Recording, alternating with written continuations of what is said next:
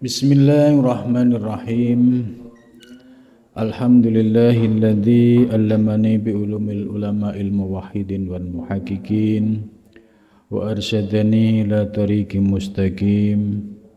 Wassalatu wassalamu ala sayyidil wujud wal arwah nabiyyina Muhammadin sallallahu alaihi wasallam alladzi jaa'a bisyari'ah wat tariqah wal haqiqah wal ma'rifah wa ala alihi wa sahbihi ajmain, amma ba'du. Subhanaka la ilma lana illa ma 'allamtana innaka antal alimul hakim. La haula wa la quwwata illa billahil aliyyil azim. Malam ini kita akan melanjutkan pembahasan kitab Ad-Durrun Nafis. Sudah sampai pembahasan Al-Faslus Salis fi bayani tauhidis sifat. Pasal yang ketiga yaitu membahas tentang tauhidus sifat, yaitu mengesahkan sifat-sifat Allah.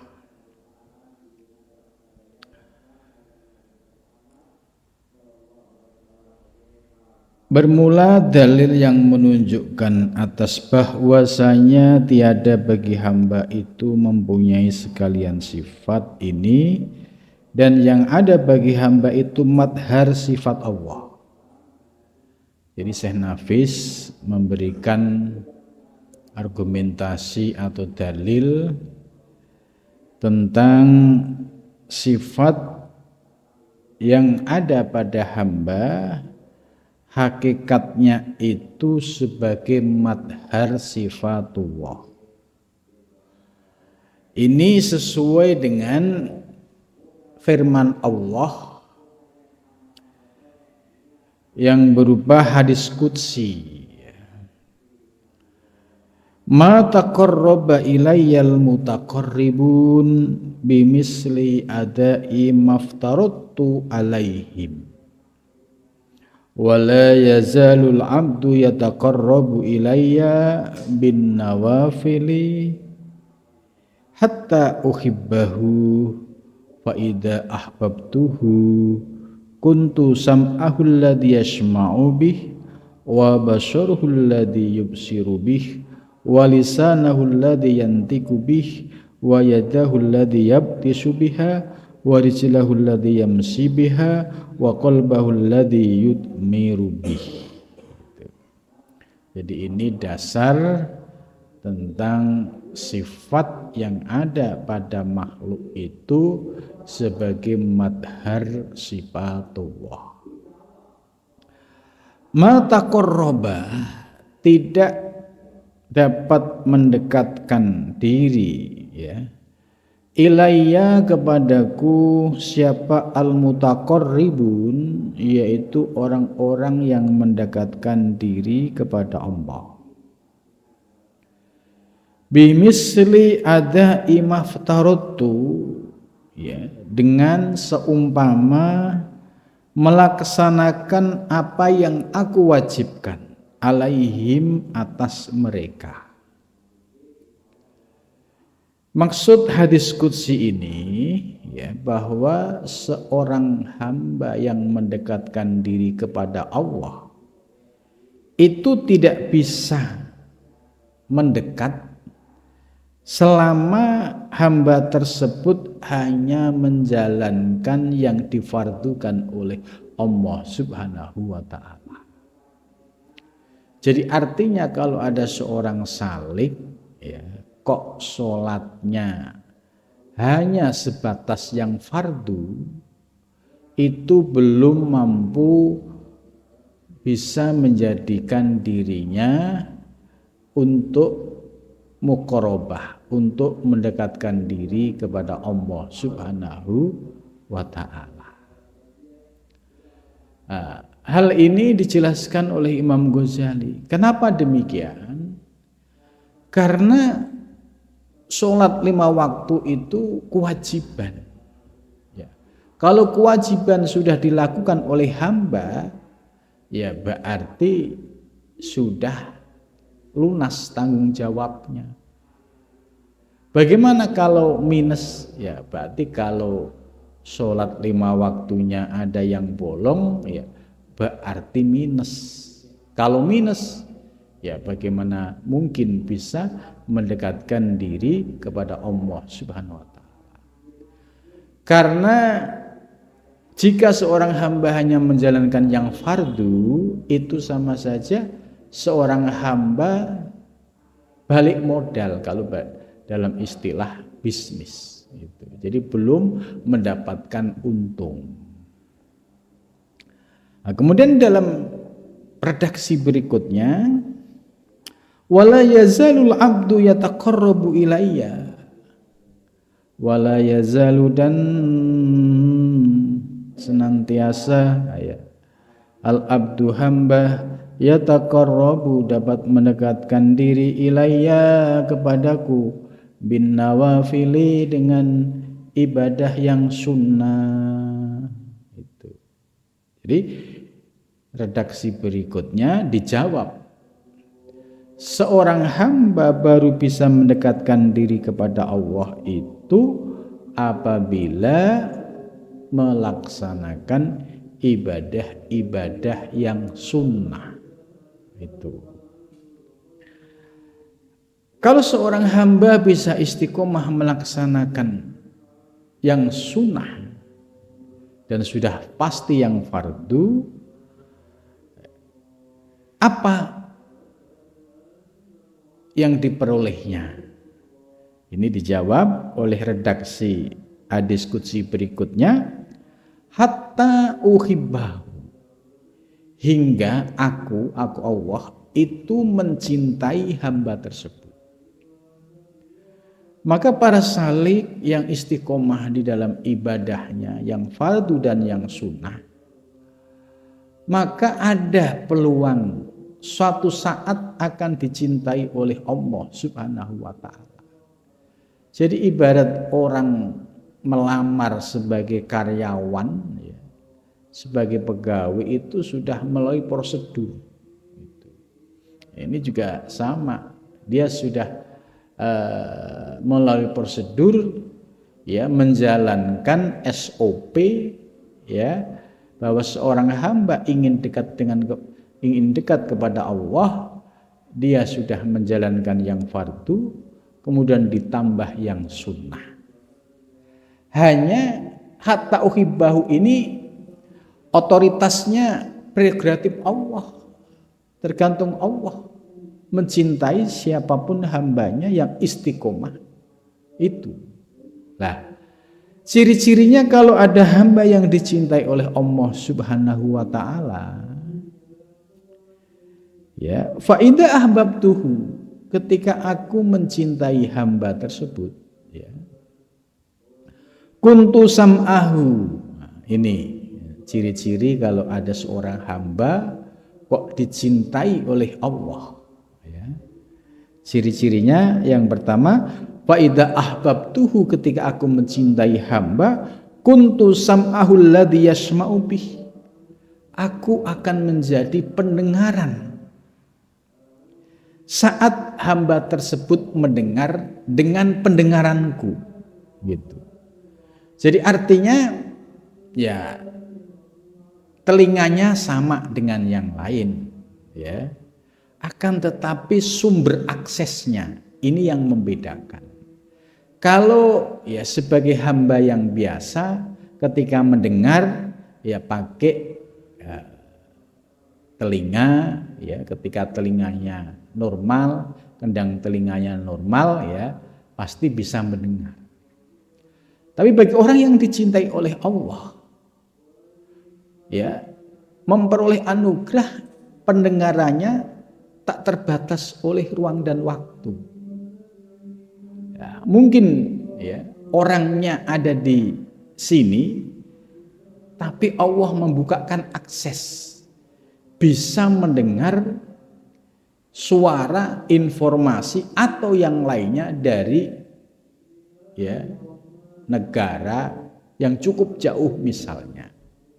Nah, bagi Allah mudah-mudah saja. Dan bagi orang yang levelnya menjadi kekasihnya, itu satu keniscayaan. Maka kalau ada kisah ya antar para wali gitu, itu tidak pakai HP lagi gitu. Sudah pakai komunikasi tingkat tinggi, yaitu komunikasi yang diberikan fasilitas oleh Allah, yaitu kuntu sam'ahul ladzi yasma'u bih. Ini ciri-ciri orang yang dicintai oleh Allah. Maka kalau ada orang kok memiliki anugerah ini, ya, dia bisa mendengar segala informasi, ya, padahal dia tidak pernah megang HP, tidak pernah lihat TV atau berita yang lainnya, tapi tahu persis segala peristiwa yang terjadi. Nah, ini orang-orang yang seperti ini, ya, kalau dilihat dari ciri-cirinya termasuk orang yang dicintai oleh Allah Subhanahu wa ta'ala. Kemudian ciri yang kedua, wa basaruhu alladhi yubsiru bih, wa basaruhu, dan menjadi penglihatannya, alladhi yubsiru bih, yang ketika dia mendengar, ya, bihi, dengan pendengaran Allah Subhanahu wa ta'ala. Ya, yubsiru bih, pandangannya, ya, penglihatannya itu dengan penglihatan yang diberikan anugerah oleh Allah Subhanahu wa ta'ala. Mungkin secara lahiriah sama, ya, menggunakan mata lahiriah, ada kornea mata. Akan tetapi ketika dia dicintai oleh Allah, pandangannya menembus ruang dan waktu. Orangnya di sini gitu, tapi mampu, ya, melihat peristiwa di negara yang jauh di sana, bahkan bisa mengetahui hal-hal yang, ya, sebelumnya beliau tidak pernah mendapatkan akses informasi. Ya, maka orang-orang yang mendapatkan anugerah seperti ini, yaitu pandangannya yang tak terbatas oleh ruang waktu, ini sebagai ciri-ciri orang yang dicintai oleh Allah Subhanahu wa ta'ala. Itu. Kemudian yang ketiga, walisanahu alladhi yantiqu bih, dan lesannya berbicara juga dengan anugerah Allah Subhanahu wa ta'ala. Jadi lesannya itu bisa menembus ruang batin seorang murid, ruang batin siapapun yang mendengarkan, menembus kesadaran seorang hamba gitu. Sehingga gerak-gerik batin seorang pun dia diberikan tahu oleh Allah Subhanahu wa ta'ala. Maka ciri-ciri yang ketiga ini, ya, orang-orang yang dicintai oleh Allah itu, kalau beliau berkenan mengungkap, itu bisa mengungkap segala apa yang dia lakukan oleh seseorang. Misalnya ada tamu yang datang, ya, suruh mengungkap apa yang dilakukan itu tahu. Akan tetapi perlu dibedakan, ya, kalau posisi kewaliannya itu majdub, ya, itu bisa dibongkar di depan orang. Kamu habis begini ya, habis ini ya, gitu. Tapi kalau yang wali yang sudah pada makom bakok billah, justru menutup diri, gitu. Sekalipun dia tahu aib muridnya, aib orang yang datang kepadanya, tetap menutup diri, ya, tidak, seolah-olah tidak tahu, ya. Hanya saja kepekaan murid atau tamu inilah yang nanti membuat mereka sadar. Gitu. Jadi orang yang seperti ini nggak bisa dibohongin. Gitu. Karena diberikan akses oleh Allah, ya, bisa membaca, mengetahui apa yang ada di benak atau hati seseorang ini. Ya, ini kalau ketemu wali beneran, ya, itu pasti 3 hal tadi itu pasti dimiliki oleh orang yang dicintai oleh Allah Subhanahu wa taala. Kemudian berikutnya, wajadahu alladhi yabtisu biha, ya, dan tangannya menggenggam, ya, biha dengannya. Jadi apapun yang dipegang, ya, seperti ada kisah Ibrahim ibnu Adham, ya, setelah selesai suluk atau kholwat, suatu hari Ibrahim ibnu Adham ini ingin menyeberang, ya, tapi tidak punya duit, gitu. Karena yang punya perahu harus membayar, sementara Ibrahim ibnu Adham nggak punya apa-apa. Akhirnya sholat, ya, kemudian setelah sholat itu, ya, tiba-tiba Allah memberikan satu anugerah, yaitu pasir yang ada sekelilingnya berubah menjadi emas. Nah ini, ya, sebagai pertanda bahwa orang tersebut adalah orang yang dicintai oleh Allah Subhanahu wa taala.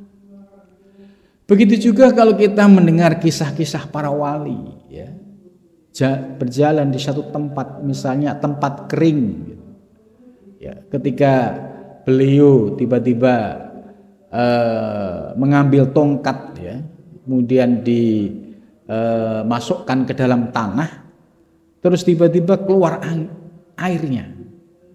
Nah ini bagi seorang wali yang dicintai oleh Allah, ya, ini wayadahu alladhi yabtisu biha. Jadi apa yang dilakukan, gerak-gerik tangannya itu adalah atas anugerah Allah Subhanahu wa ta'ala. Warislahu alladhi yamshi biha, dan langkahnya ketika dia berjalan itu pun juga dengan bimbingan Allah Subhanahu wa ta'ala. Dimanapun dan kemanapun langkahnya senantiasa dalam bimbingan Allah Subhanahu wa ta'ala. Maka kalau ada kisah, ya, seorang wali, ya, tiba-tiba bisa berada di Mekah, di Masjidil Haram, ya, itu kalau melihat teori hadis qudsi ini sebagai dasar bahwa ada orang yang diberikan anugerah seperti itu. Bahkan tidak sedikit ada kisah, ya, orangnya tidak haji, tapi pada saat orang tersebut haji di Mekah itu ketemu, gitu. Nah ini pertanda bahwa orang yang dicintai oleh Allah ini juga ketika melangkah tak terbatas oleh ruang dan waktu. Maka kalau ada orang yang memiliki anugerah seperti ini, berarti tanda-tanda orang tersebut termasuk orang yang dicintai oleh Allah Subhanahu wa ta'ala. Jadi dasar hadis ini akhirnya kita bisa memahami, oh iya, kan ada kisah orang sholat Jumatnya di Mekah, gitu. Dan terkonfirmasi orang yang sedang di Mekah itu melihat. Ini kan banyak cerita di jamaah haji, ya. Ya, baik yang dulu, ya, itu sering ada kisah-kisah seperti itu. Itu pertanda bahwa orang tersebut itu termasuk orang yang dicintai oleh Allah Subhanahu wa ta'ala. Wa qalbahu alladhi yudmiru bih, dan hatinya juga menyimpan rahasia ketuhanan, ya, sebagai anugerah dari Allah Subhanahu wa ta'ala. Maka, ya, bisa mengetahui gerak-gerik batin, ya, orang yang dihadapannya, ya, karena diberikan tahu oleh Allah Subhanahu wa ta'ala. Maka orang yang seperti ini, ya, menunjukkan bahwa sifat-sifat yang muncul pada dirinya, mulai dari pendengarannya, penglihatannya, ya, kemudian pembicaraannya, langkahnya, gerakan tangannya, dan hatinya, itu kalau dipandang secara ilmu tauhid itu adalah madhar, kenyataan sifat Allah Subhanahu wa ta'ala. Jadi artinya hamba tersebut sebagai madhar, sebagai kenyataan dari tajalli sifat-sifat Allah Subhanahu wa ta'ala. Nah, ini diberikan oleh Allah kepada hamba yang istiqomah ibadahnya, ya, sholat lima waktunya, yang awalnya ya belum berjamaah, kemudian disempurnakan berjamaah, yang sebelumnya hanya sebatas sholat lima waktu, kemudian disempurnakan dengan sunnah qobliyah ba'diyah, kemudian ditingkatkan lagi, ya, sholat sunnah qiyamul lail dan sholat sunnah yang lainnya. Maka ketika dia istiqomah seperti itu, ada harapan menjadi orang-orang yang dicintai oleh Allah Subhanahu wa ta'ala, sebagaimana dijelaskan dalam hadis qudsi di atas. Jadi apa yang nyata pada orang-orang yang dicintai oleh Allah, ya, dengan memperoleh keistimewaan tadi, ya, sumber akses yang langsung dari Allah, nah, tentu ini untuk membedakan antara seorang hamba yang dicintai oleh Allah dengan hamba yang biasa-biasa saja. Maka dengan penjelasan hadis ini, ya, bisa memotivasi kita. Artinya siapapun bisa memperoleh kedudukan itu, ya, dengan catatan tadi, dia bisa istiqomah. Itu.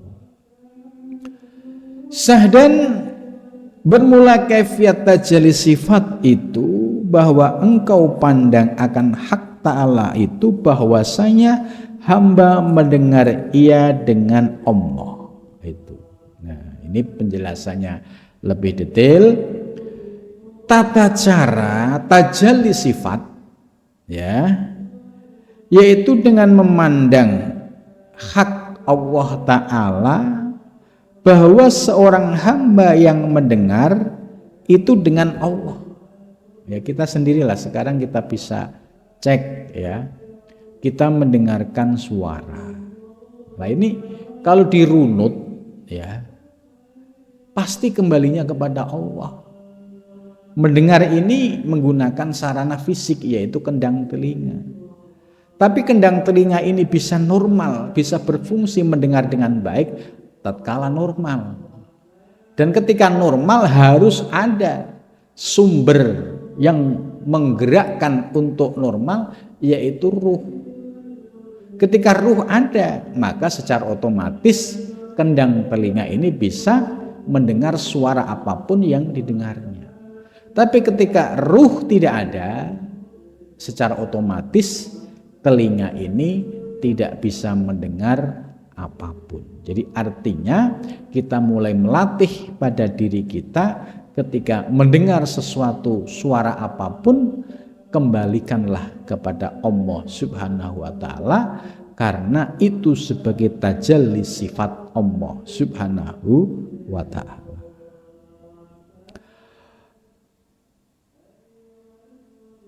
Maka fanalah daripada segala keadaan mendengar ia. Jadi kalau dipraktekkan secara lebih mendalam, ya, direnungi secara lebih mendalam lagi, akhirnya muncul pemahaman, kesadaran bahwa seorang hamba, ya, kita ini bisa mendengar itu, ya, semuanya dari Allah Subhanahu wa ta'ala.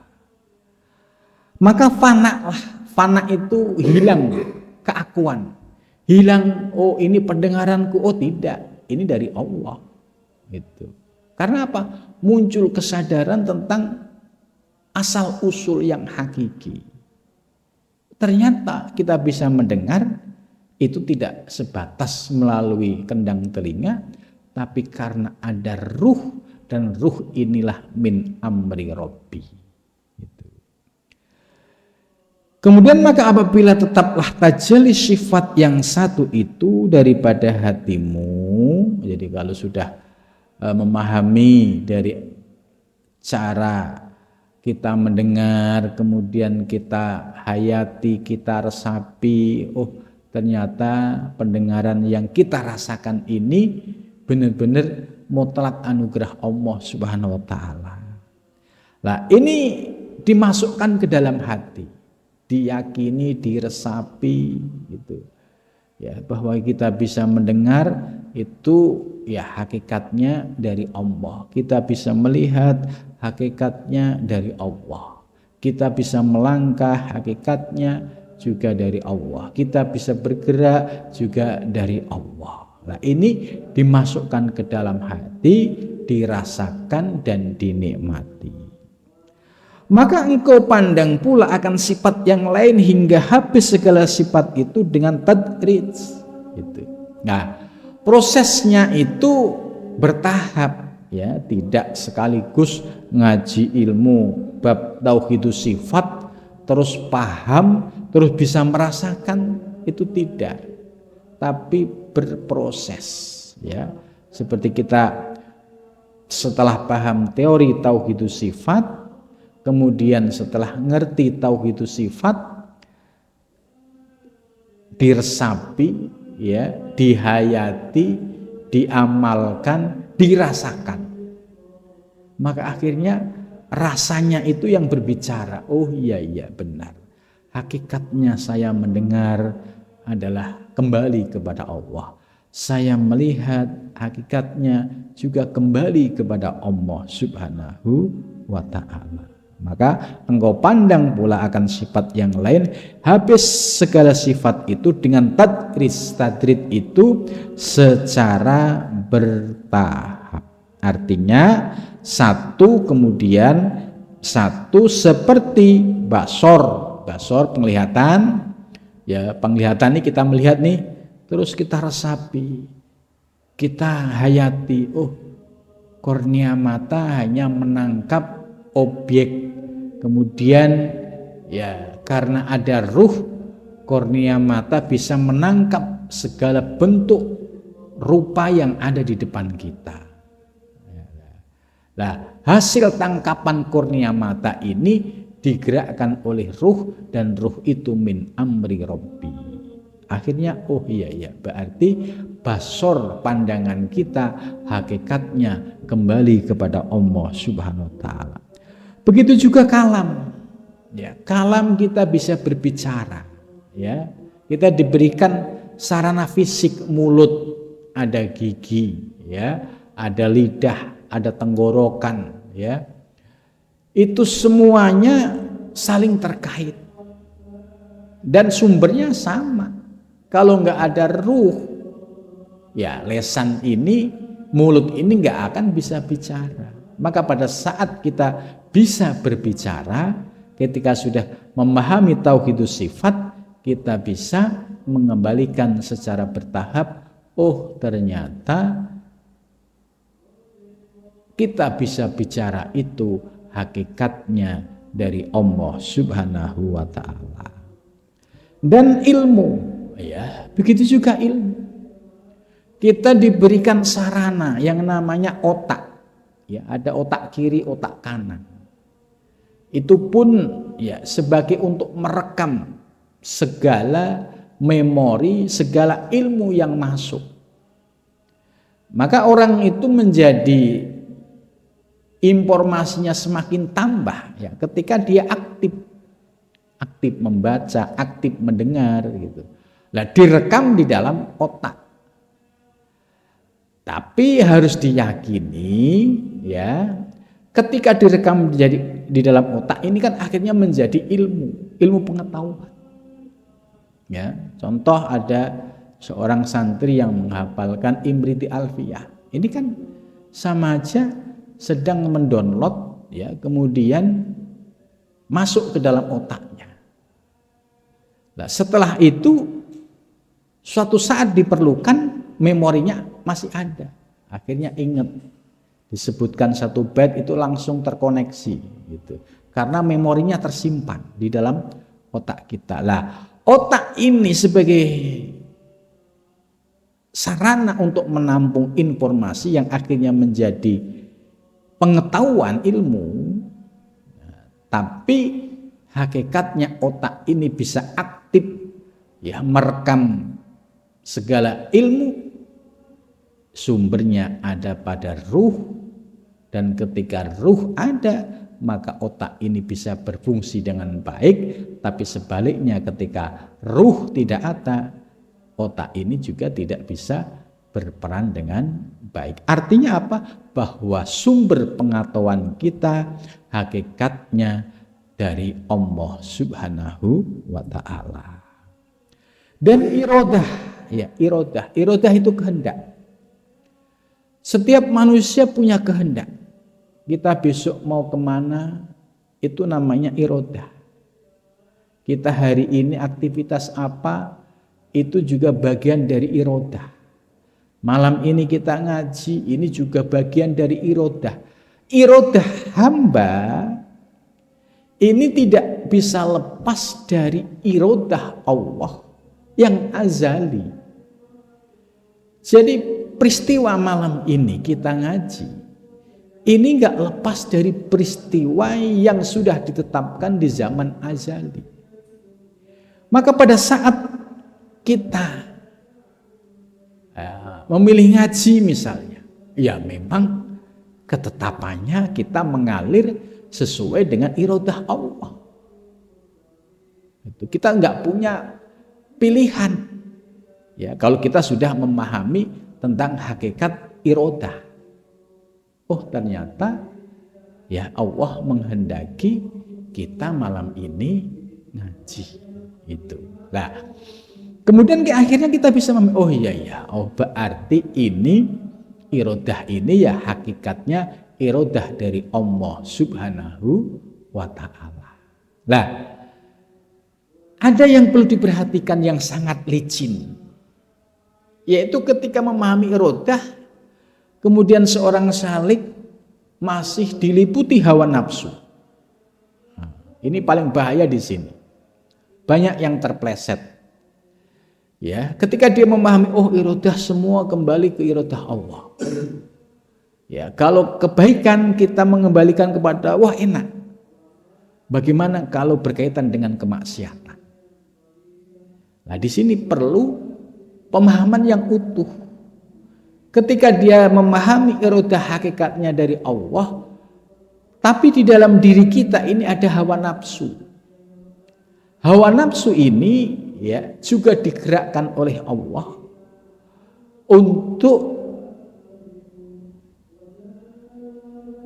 berjalan sesuai dengan kehendak Allah. Lah, tugas seorang salik ketika mendeteksi ini adalah kehendak kepada kemaksiatan, ini jangan dilos, jangan dilepas. Oh, ini kan dari Allah, ini salah.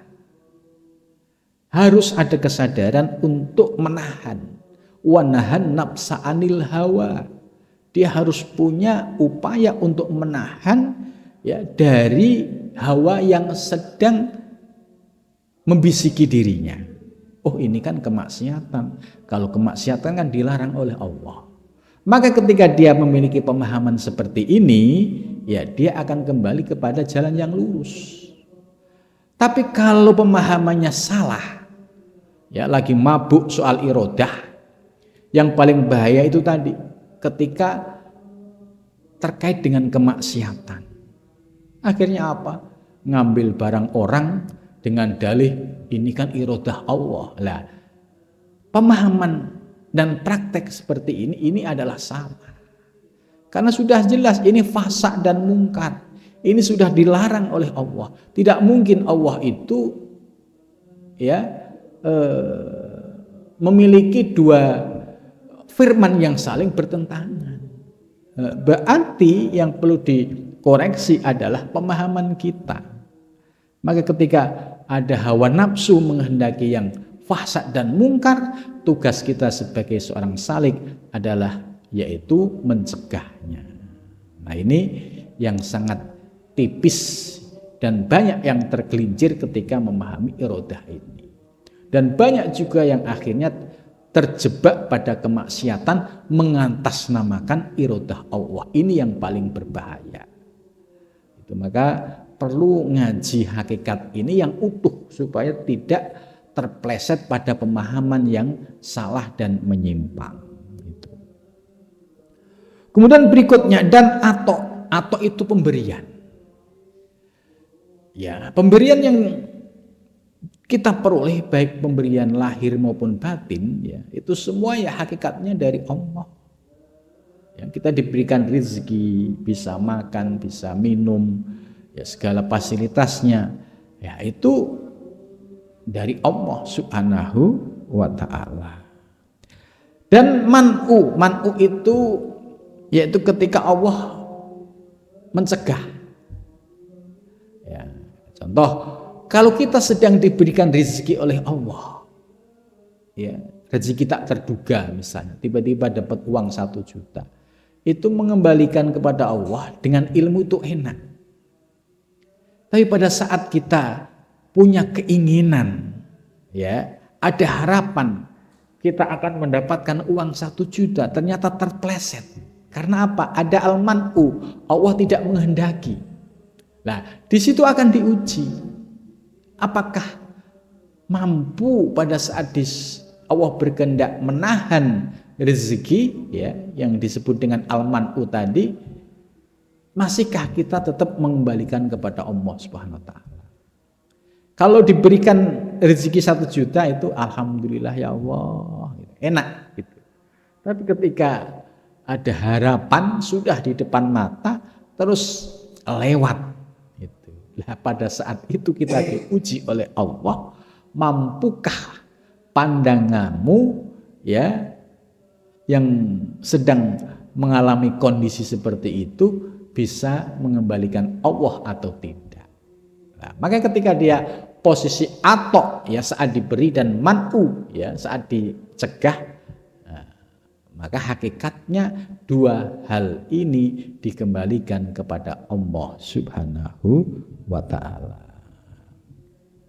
Maka tiada dipandangnya dirinya yang bersifat dengan yang demikian itu hanya menerima daripada sifat Allah ta'ala juga. Jadi ya hakikatnya kita sebagai hamba ya sak dermo nglampahi semua kudroh, irodah, ilmu, hayat, sama, basor, kalam, itu semua dari Allah Subhanahu wa ta'ala. Maka ketika kita mendengar, ya bisa mengembalikan kepada Allah. Kita bisa melihat, kita mengembalikan kepada Allah. Kita memiliki ilmu, kita kembalikan kepada Allah. Itu. Kita bisa berbicara, kita kembalikan kepada Allah. Nah, ini semuanya hakikatnya kita ini sebagai hamba yang tidak punya daya dan kekuatan apa-apa. Maka kemudian daripada sudah hapus segala sifat yang lainnya, ketika semua sifat yang ada pada diri kita dikembalikan kepada Allah Subhanahu wa ta'ala, maka tajalli ia pula atasmu, maka engkau pandanglah akan dia bahwasanya jiwa yang bersifat hayyun, maka fanaklah haya itu daripada dirimu. Jadi kita bisa langsung mengamalkan, merasakan. Ketika mendengar, diresapi, oh ini sebagai tajalli dari mendengar, yaitu kalamullah. Ya, ketika bicara, oh ini basorullah. Ya, ini teknik cara untuk mempraktekkan tentang konsep tauhidus sifat, ya, dalam diri kita. Akhirnya setelah kita paham, meresapi, merasakan, menikmati gitu. Ya. Oh, ternyata hakikatnya kembali kepada Allah Subhanahu wa ta'ala. Dan hayun, ya hayun itu hidup. Kita hidup ini coba dicek, ya kembalinya kan ke ruh.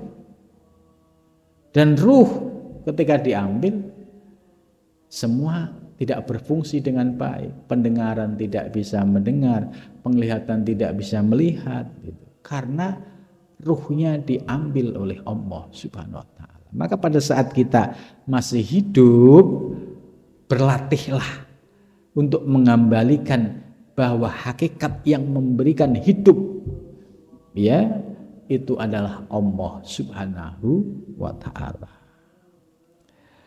Ya, maka tiada yang hidup, hanya Allah ta'ala. Jadi akhirnya punya kesadaran, ya kita hidup ini ya semua dari Allah Subhanahu wa ta'ala. Maka apabila demikian, hasillah bagimu makom fana. Itu. Jadi kalau kita bisa mempraktekkan dengan cara tadris tadi bertahap, dikit sedikit itu. Sampai akhirnya kita sampai pada tahap hakul yakin, kan? Dari ilmu yakin, terus kita mencoba mempraktekkan naik turun, itu biasa. Naik turun, lupa ingat, itu biasa. Tapi sampai akhirnya tahqiq, tidak bergeser sedikit pun. Nah, pada saat tahqiq inilah sebagai pertanda seorang salik telah memperoleh anugerah, yaitu makom fana. Makom fana. Pada ketika itu maka jadilah engkau bakok bisifatillah. Lah, makom fana ini sifatnya temporer, sementara. Yaitu ketika kesadaran, ya, yang muncul di dalam dirinya itu sirna dalam keesaan sifat-sifat Allah. Kesadaran tentang kehambaan itu sirna. Yang ada adalah kesadaran tentang kudrah, iradah, ilmu, sama, hayat, basor, yang semua dikembalikan kepada Allah Subhanahu wa ta'ala. Nah, ini namanya makom fana. Akan tetapi ini temporer. Nah, kalau kita tetap istiqomah terus dalam proses mengamalkan, maka sampailah makom yang disebut dengan makom bako. Itulah bako itu artinya dia sudah memiliki ketetapan yang tidak goyah sedikit pun. Namun demikian dia bisa berbicara dengan adabus syariah. Ya, ketika ditanya, ya Anda mendengar? Iya, saya mendengar. Jadi sudah bisa memilah. Kalau yang fana kan tadi semua Allah, semua Allah, semua Allah gitu kan. Karena masih fana, cuma nggak boleh untuk didohirkan. Nah, ketika sudah bako, itu sudah bisa memilah. Ketika ditanya, apakah Pak Ali mendengar? Iya, saya mendengar. Nah, ini saya menjawab saya mendengar. Ini karena adabus syariah, harus berkomunikasi dengan bahasa syariat, tapi secara hakikat kita memahami hakikatnya kembali kepada Allah Subhanahu wa ta'ala. Ini yang disebut makom bako. Artinya keyakinan yang masuk ke dalam hatinya itu sudah tahqiq, tidak berubah sedikit pun. Itu. Kalau yang makom fana itu tadi ketika ditanya masih mabuk. Pak Ali mendengar? Tidak, yang mendengar Allah, ini masih mabuk. Gitu. Tapi ketika ditanya, Pak Ali mendengar? Iya, saya Ali mendengar. Lesan menjawab karena ada adabus syariah. Ya, berpegang pada adab secara syariat. Sedang hakikatnya mampu mengembalikan kepada Allah Subhanahu wa ta'ala. Ini yang disebut makom bako bisifatillah.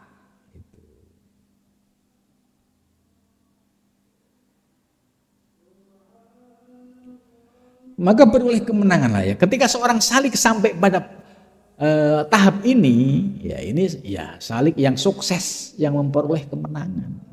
Gitu.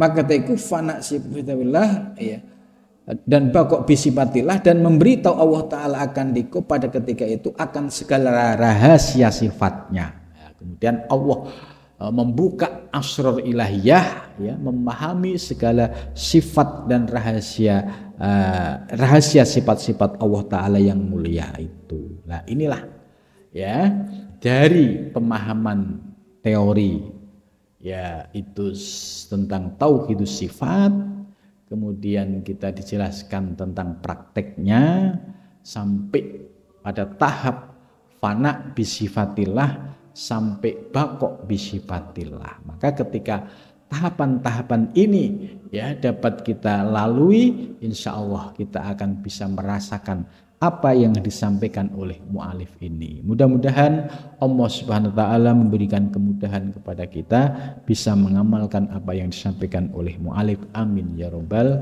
alamin.